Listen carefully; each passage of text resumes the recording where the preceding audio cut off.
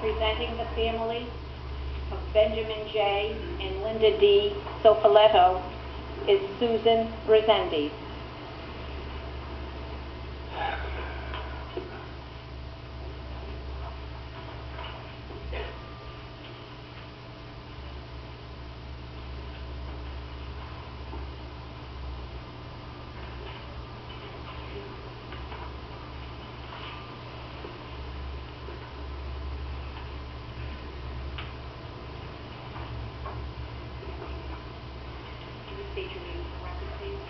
Susan REZENDES. Thank you.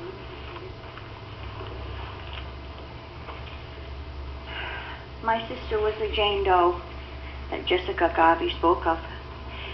And this is how we met at Rhode Island Hospital.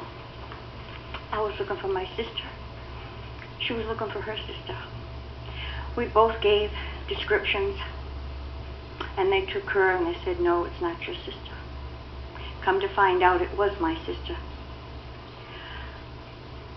We didn't find her until several days later. And although we gave very description of what she looked like, her hair, her eyes, her nose, her chipmunk cheeks, her little bucky beaver teeth, her sausage fingers, and her sausage toes, she couldn't be identified. She was identified by her jewelry and by a boot. When I seen her, I knew why, because she was bandaged from her head down to her waist. I would have known her any place. She was my baby sister. And I wish I could have known her because I was in awe of her. She worked a full-time job and a part-time job in summertime to put herself through Johnson & Wales. Nobody helped her. She did it on her own. She had courage. And I wish I could hear her laugh because she'd throw her head back and it would just come from the bottom of her belly, just like Ben. They were so suited for each other. They both loved music. The louder the better. They liked Great White. It was the first time they had gone to the station. I think about my nephew. I think about those young girls who sat up here and talked about their mother and their father and what courage they had.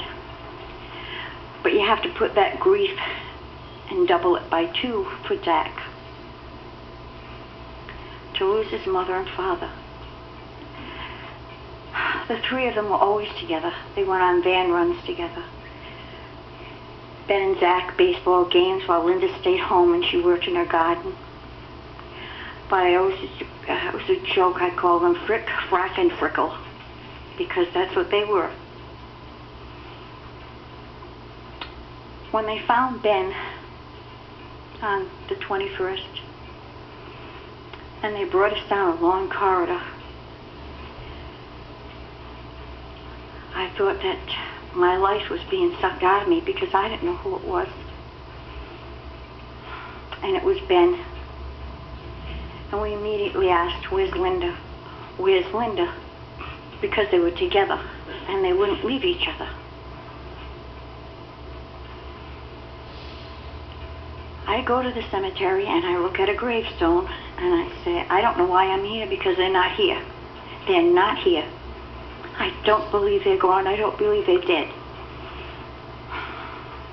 One day as I was there, I demanded that they race on that grave and get in the car and come home with me because I couldn't take the heartbreak anymore.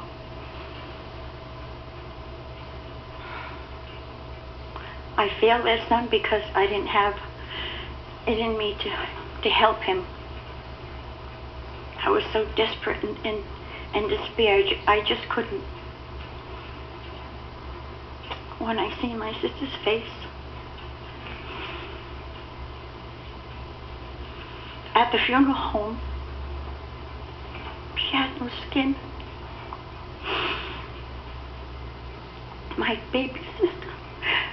And I could think of only how she must have been so afraid and calling out for Ben and calling out for help.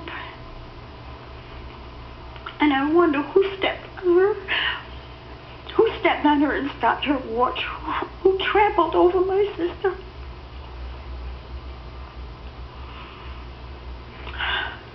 Which is my sister. I don't know how mothers and fathers bear their loss. We nicknamed her Kalukis when she was a baby because she loved to chew on elastics, her yaks. She always had a supply of them. And she loved trucks. I'm going to miss them both so. I don't feel that justice has been served. I don't know what justice is anymore. You can take these young men and throw them into jail for 100 years. It couldn't bring them back.